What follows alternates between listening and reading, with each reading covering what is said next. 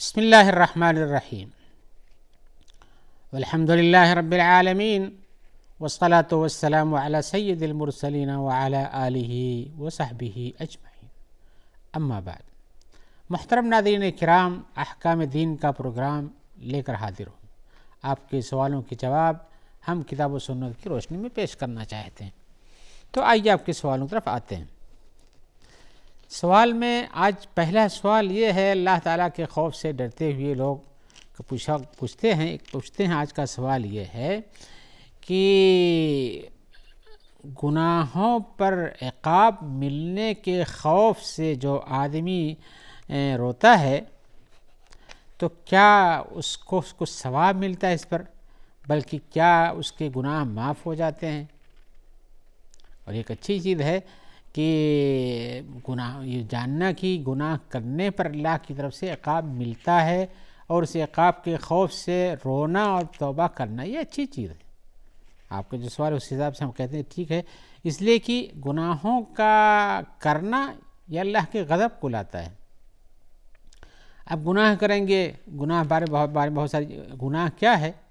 اللہ نے جو حکم دیا ہے، رسول اللہ صلی اللہ علیہ وسلم نے جو حکم دیا ہے، اس حکم کی خلاف ورزی کرنا یہی گناہ ہے، چاہے وہ آپ کی زندگی میں پڑھنے سے تعلق رکھتا ہو، عمل کرنے سے تعلق رکھتا ہو، سونے جاگنے سے تعلق رکھتا ہو، بزنس کرنے سے تعلق رکھتا ہو، لوگوں کے ساتھ معاملات کرنے سے تعلق رکھتا ہو۔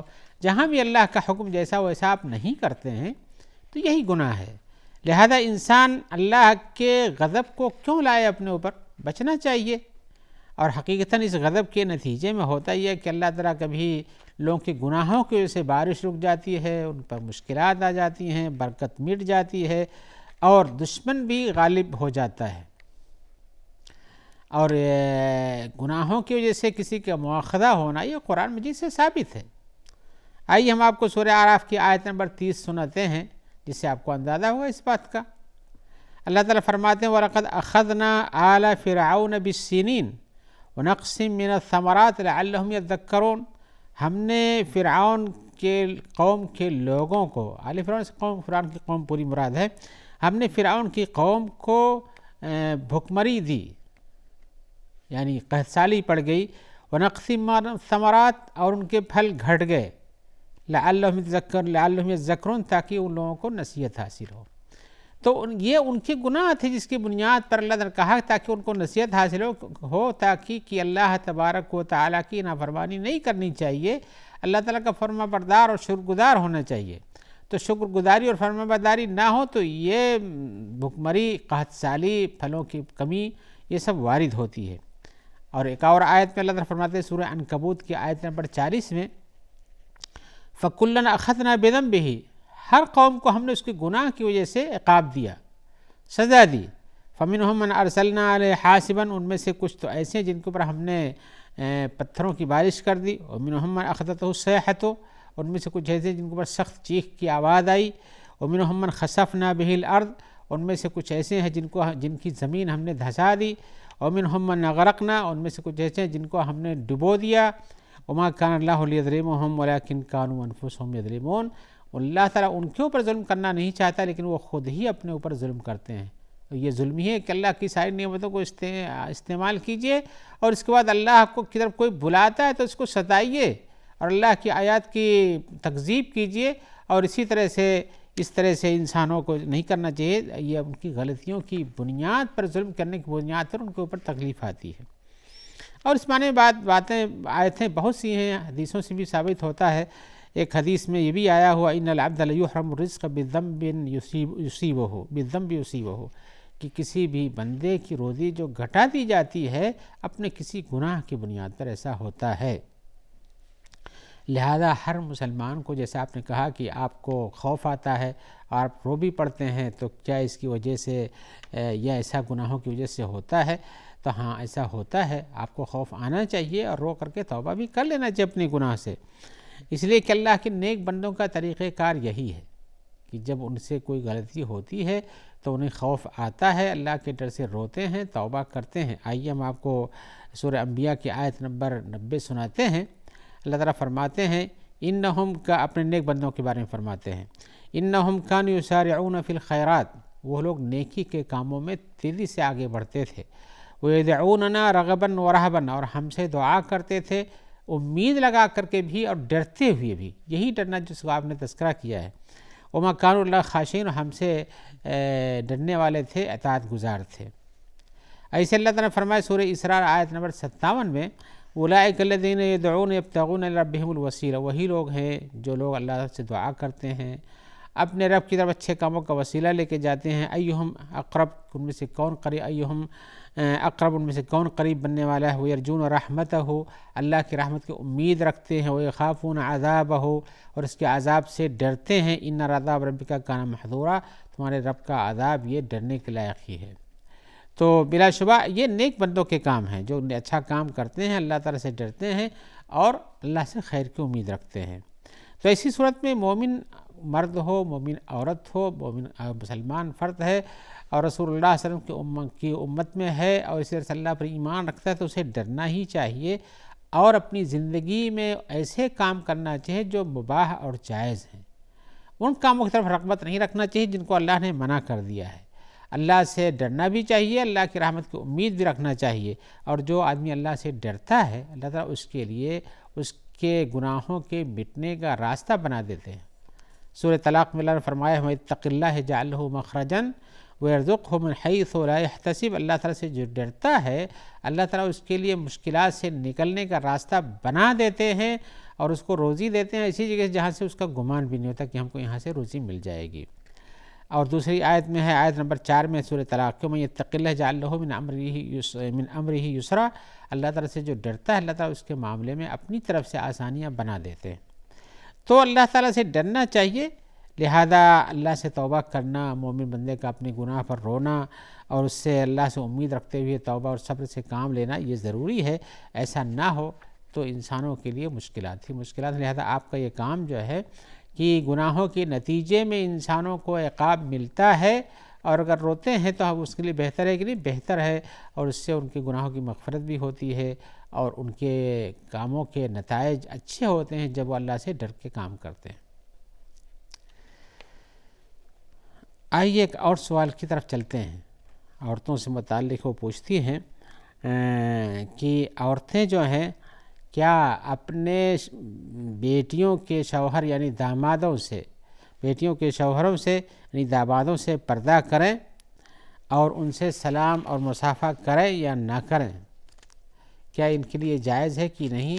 تو جواباً ہم یہ کہیں گے کہ کسی بھی شادی ہو جانے کے بعد مرد کی جس عورت سے شادی ہوتی ہے اس کی ماں یعنی ساس، اور آدمی کی ساس اور بیٹی کی ماں اس کے اوپر محرمات میں سے ہو جاتی ہے، وہ محرمات میں ساجہ ہو جاتی ہے. تو جب اس کے محارم میں سے آ گئی ہے تو اس سے شادی سے بھی پیدا ہوتا ہے یہ کام. جیسے یہ لڑکی کے اوپر اس کا شوہر، اس کا یعنی شوہر کا باپ جو ہے وہ محرم میں آ جاتا ہے، اور اسی طرح سے لڑکی کی کا باپ اور اس کی ماں یہ بھی محارم میں آ جاتے ہیں. تو اب ماں اس کی محارم میں سے ہے تو ایسی صورت میں وہ اپنے داماد سے یعنی سلام کرنا یا ان کے سامنے ہو جانا یہ اس کے لیے منع نہیں ہے. یہ محارم میں سے ہے تو جب محرم ہو گئی تو اس کے لیے، یا محرم ہو گیا یہ اس کے لیے، تو ایسی صورت میں اس کے سامنے جانا منع نہیں ہے شریعت کی نظر میں.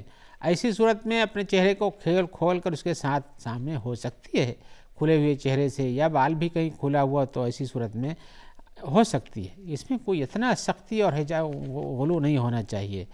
اور اسی طرح سے سوال میں یہ کیا ان سے مصافحہ بھی کر سکتی یا نہیں؟ تو ہم یہ کہیں گے مصافحہ بھی کر سکتی ہے، اس میں کچھ حرج ہے، مصافحہ کر سکتی ہے. اس لیے کہ اگر ایسے ہی بائیکاٹ کر کے رہے گی تو یہ اچھی بات نہیں ہے. لیکن یہاں ایک بات میں کی تنبیہ کر دینی ضروری ہے. وہ ضروری کیا ہے؟ محارم میں سے ہو جاتے ہوں سب کچھ صحیح ہے، لیکن انسان کو اپنے عزت و آبرو کی حفاظت کرنا اور شبہات کی جگہ سے، تہمت کی جگہوں سے بچنا یہ ایک ضرورت ہے. اگر ان کو لگتا ہے کہ ہم ان کے سامنے ہوں تو ان کی نظر غلط ہے، یا اسی طرح سے عورت کو لگے کہ سسر کی نظر غلط ہے، تو پھر وہاں دور رہنا بہتر ہے. یہ ضروری نہیں کہ اس چھوٹ کا استعمال کرتے ہوئے غلطی کے راستے کو اور قریب کیا جائے. لہذا جب خیانت کا شبہ پیدا ہو تو پھر دوری بہتر ہے، اس میں قربت کی ضرورت نہیں ہے. آئیے ایک حدیث میں اور بھی ایک سوال ہمارے بھائی کا ہے، وہ حدیث کی روشنی میں پوچھنا چاہتے ہیں کہ حدیث میں آیا ہوا ہے من کانت لہو ابنتان فاحسن الیہن کن لہو سترا من النار، یہ کہا کہ یہ اس طرح سے حدیث ہے کہ جو کسی کی 2 بیٹیاں ہوں اور ان کے ساتھ احسان کرے تو یہ اس کے لیے جہنم سے پردہ بن جائیں گی، حجاب بن جائیں گی۔ تو کہہ رہے ہیں کہ کیا یہ جواب جو ہے حدیث میں جو یہ ہے کہ جنت مل جائے گی، کیا یہ درست ہے؟ تو دوسرے یہ پوچھتے ہیں کہ احسان کا کیا معنی ہے اس میں؟ فاحسن الیہن، ان کے ساتھ احسان کرے۔ تو ہم بتانا چاہیں گے احسان کا مطلب یہ ہے کہ ان کی ایک اچھی تربیت کرے۔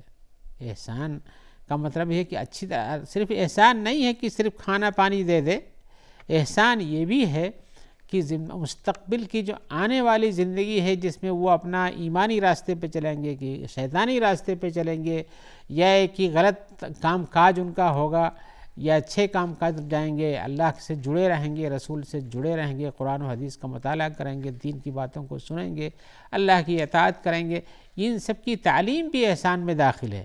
صرف احسان یہ نہیں ہے کہ آپ ان کو اچھے کھانا دیں، اچھا کپڑا دیں، اچھے گھر میں رکھیں، اچھے اسکول میں پڑھائیں، سب کچھ کریں، یہ بھی احسان ہے، لیکن احسان تو عظیم یہ ہے کہ آپ ان کے مستقبل کی ایک اچھی ضمانت کے راستے کو اختیار کریں۔ لہذا دنیا میں کامیابی اور آخرت میں کامیابی کا جو راستہ اس کو بتانے کی ذمہ داری بھی احسان میں شامل ہے۔ یہ احسان کا مطلب ہے۔ اب بقیہ اتنا کرے گا تو بلا شبہ یہ جنت میں جہنم سے بچنے کا راستہ ہے، اس لیے کہ اگر وہ اپنے ہاتھوں سے یہاں غلط پودا لگا کر جاتا ہے جس کے پھل غلط نکلتے ہیں تو انجام بھی غلط نکلتا ہے۔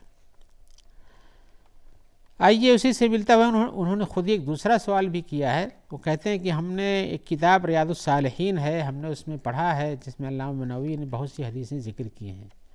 ان حدیثوں میں ایک حدیث یہ ہے، حدیث کے الفاظ بھی انہوں نے دیے لیکن ان کا ترجمہ بتا دیتا ہوں آپ کو۔ ان میں سے ایک حدیث یہ ہے کہ جس کے 3 اولاد ہوں اور وہ بلوغ سے پہلے مر جائیں تو بالغ تو جنت میں جاتا ہوا آدمی صبر کرے ان پر، یا جس کی 4 بیٹیاں ہوں اور ان کی اچھی تربیت کرے تو بھی جنتی ہو جاتا ہے، اور جس کا جو بچہ ہی چھوٹا ہے مر جائے اس پہ صبر کرے اور اس پہ دعا پڑھے جو حدیث میں آئی ہوئی ہے تو اس کے لیے اللہ میں جنت میں گھر بنا دیتے ہیں، اور جو آدمی اللہ کے راستے میں 1 دن کا روزہ رکھے تو اللہ تعالیٰ اس کے چہرے کو جہنم سے بہت دور کر دیتے ہیں، 70 سال کی دوری پہ کر دیتے ہیں۔ ایک حدیث گر گیا کہ ایک جنت میں کوئی دروازہ اس کو باب الریان کہتے ہیں، اس سے صرف جنتی لوگ جائیں گے۔ تو یہ ساری حدیثیں ہیں، تو یہ کہتے ہیں کہ ساری حدیثیں تو بیان کرتی یہ سب کام کرنے والے جنتی ہوتے ہیں، لیکن جو یہ کام کرتا ہو اور سود خور ہو، یہ کام کرتا ہو اور زنا بھی کرتا ہو، اور یہ کام کرتا جن کا ابھی میں نے تذکرہ کیا حدیث میں جیسے آیا انہوں نے بیان کیا ہے، چوری بھی کرتا ہو، جھوٹ بھی بولتا ہو، تو یہ کیسے ہو سکتا ہے؟ اس لیے کہ ان ساری چیزوں کے عقاب میں تو جہنم ذکر کیا گیا ہے۔ تو ایک طرف سے جنتی کا کام کرتا ہے، جنت کا مستحق ہے، تو سب جہنمیوں کا کام کرتا ہے، جہنم کا مستحق، یہ کیسے ہو سکتا ہے کہ جنتی اور جہنمی دونوں بن جائے آدمی؟ تو حقیقتاً یہ سوال اگر آپ کے ذہن میں اس طرح پیدا ہوتا ہے تو اس کا جواب ملنا چاہیے، اس لیے کہ یہاں کچھ اسباب ہیں جو جنت میں جانے کے لیے راستہ آسان کرتے ہیں، اور کچھ اسباب ایسے ہیں جو جہنم میں جانے کا راستہ آسان کر دیتے ہیں۔ تو ان ساری حدیثوں میں جو اسباب بیان کیے گئے ہیں کہ تربیت اچھی کرے اور بچہ مر جائے اس پر صبر کرے، یا روزہ رکھے، یا ایسا کرے ویسا کرے تو جنت کا مستحق ہو جاتا ہے، اور یہ اگر ایسا کرے تو جہنم میں چلا جاتا ہے۔ تو یہ اسباب ہیں، یہ سبب ہیں جنت اور جہنم میں جانے کے۔ آئیے ان سببوں کے بارے میں دیکھتے ہیں کہ یہ جو اسباب ہیں یہ اسی وقت جب آدمی اس کو پوری طرح سے پورا کر دے اور اس کا کوئی معنی نہ ہو، یعنی یہ سبب ہم نے کیا اور اس سبب کو بیکار کر دینے والا کوئی کام نہیں کیا ہے جب، تو یہ سبب اپنی جگہ پہ جنت میں جانے کا بنتا ہے۔ اور اگر ہم نے ایسا کام کیا جو جہنم میں لے جانے والا ہے اور یہ جہنم میں لے جانے کا سبب بنتا ہے، لیکن اس سبب کو روکنے والا کوئی کام نہیں کیا ہے، کچھ نہیں ہے، تو یہ پھر جہنم میں لے جاتا ہے۔ لیکن اگر ہم نے کام کیا ہے جنت میں جانے والا اور جہنم میں جانے والا، دونوں اسباب موجود ہیں، تو پھر اس میں جو چیز زیادہ ہوگی وہی غالب ہوگی۔ جو چیز دوسرے کو دبا لے جائے گی وہی غالب ہوگی۔ تو ایسی صورت میں آپ کو یہ جاننا چاہیے کہ یہ سب جنت یا جہنم میں جانے کے اسباب ہیں۔ جنت میں جانے سب یہ ہے کہ آپ ایسا کیجئے، ایسا کیجئے، ایسا کیجئے۔ جہنم میں جانے کا سب یہ ہوتا ہے کہ آپ نے ایسا کیا، ایسا کیا، ایسا کیا ہے۔ اب ایسی صورت میں آپ نے جو کام کیا حقیقتاً اس کے کرنے کا ثواب یا عقاب ملتا ہے، لیکن وہاں پر یہ ہے کہ ان کے اسباب، ان کے ذرائع، ان کے جو چیزیں ہیں وہ باقی رہ گئے اور ان کے لیے کوئی چیز روکنے والی نہیں پیدا ہوئی۔ آپ جانتے ہیں کہ لوگوں کے اعمال کا وزن کیا جائے گا، لوگوں کے اعمال گناہوں کو دیکھا جائے گا۔ یہ سب حدیثیں آپ کو سنی ہوں گی، آپ جانتے ہوں گے کہ کون مفلس وہاں اتنا ظلم کی، بہت کچھ اچھا کام کیا، نیکیوں کا انبار ہے، لیکن جب اس پہ نیکیوں کو لینے والے بہت سارے پہنچ جائیں گے جو گناہ کر دیا ہے اس نے، تو نیکیاں ختم ہو جائیں گی، تو ایسی صورت میں وہ جہنمی ہو جائے گا۔ تو یہی صورتحال اس میں بھی ہے کہ جنت میں جانے کے اسباب ہیں، لیکن آپ نے اپنی زندگی میں ان اسباب کے مخالفت میں کوئی کام نہیں کیا ہے، تو جنت میں جانے کا جو سب تھا وہ حاصل ہو سکتا ہے، لیکن اگر آپ نے ایسا کیا کہ وہ چیز یہیں مٹا دیا آپ نے، تو پھر آپ کو جنت کہاں سے ملے گی؟ لہذا آپ نے جو حدیثیں پڑھی ہیں یہ ساری چیزیں اپنی جگہ پر درست ہیں۔ ان اسباب کو جن کی بنیاد پہ جنت ملتی ہے یا جہنم میں پہنچ جاتا ہے، ان اسباب کو، جہنم میں پہنچانے کے اسباب کو مٹائیے، ان کو ختم کیجئے، توبہ کے ذریعے سے، نیک کاموں کے ذریعے سے جنت میں جانے کے اسباب کو بڑھائیے، مزید کر کے اس میں اور طاقت پیدا کر کے، اور اسی طرح سے نفاق کو چھوڑ کر کے۔ اب حدیث میں آیا ہوا کہ جس نے کہا لا الہ الا اللہ، دنیا سے جاتے ہوئے لا الہ الا اللہ جس نے کہا وہ جنت میں جائے گا، لیکن یہ لا الہ الا اللہ اگر اس نے مان لیجئے نفاق کے ساتھ دو دکھانے کی کہا لا الہ الا اللہ پڑھ دیا، جبکہ آخری وقت میں تو آدمی کہ لا الہ الا اللہ ویسے ہی نفاق کیا کرے گا، لیکن اگر یہ حدیث کے حساب سے دیکھیں تو زبان، اگر دل کے اندر ایمان نہ ہو تو لا الہ الا اللہ کہنے سے جنت میں نہیں جا سکتا ہے، بلکہ جنت میں جانے کے اسباب کو پیدا کرنا چاہیے، یقین پیدا کرنا چاہیے۔ لہذا یہ سب اسباب اپنے مطلقاً نہیں ہیں، بلکہ ان کے ساتھ جو اسباب کے تائید میں چھوٹی چیزیں رہتی وہی کام آتی ہیں، اور ان کی مخالفت کرتے ہیں، یتیم کا مال کھاتے ہیں، لوگوں کو قتل کرتے ہیں اور جنت میں جانے کا کام بھی کرتے ہیں، تو جو چیز غالب رہے گی وہ چیز غالب ہو جائے گی، جو مغلوب ہو جائے گی وہ مغلوب ہو جائے گی۔ اللہ تعالی ہم سب کو اچھے کام کرنے کی توفیق دے اور برائیوں سے بچائے اور جنت میں پہنچنے کا راستہ آسان بنائیے۔ آئیے ہم دعا کرتے ہیں کہ اللہ تعالیٰ آپ کو خیر سے رکھے، اور جو لوگ آپ تک اس پروگرام کے پہنچانے میں تعاون دیتے ہیں ان سب کو بھی خیر سے رکھے۔ السلام علیکم ورحمۃ اللہ وبرکاتہ۔